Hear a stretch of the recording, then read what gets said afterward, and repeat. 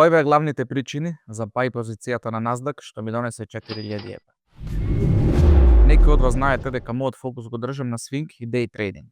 Она што беше клучно за мене да го следам трендот. На weekly и daily бевме во uptrend.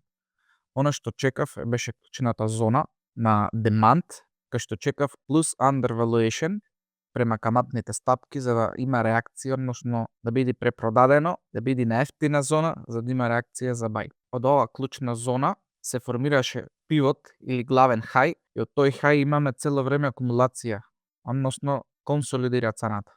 Маркетот во последно време оди од зони во зони. Ова беше клучна зона поради тоа што, како што спомнам, имавме главен хај оставено и она што беше како екстра конфирмација, тоа беше дека имаме undervaluation, односно беше препродаено и чекав точно да се врати на екстрим за да имаме реакција. Ова размислување ми донесе 1 со 5 риск реворд или како што спомнав скоро 4000 евра.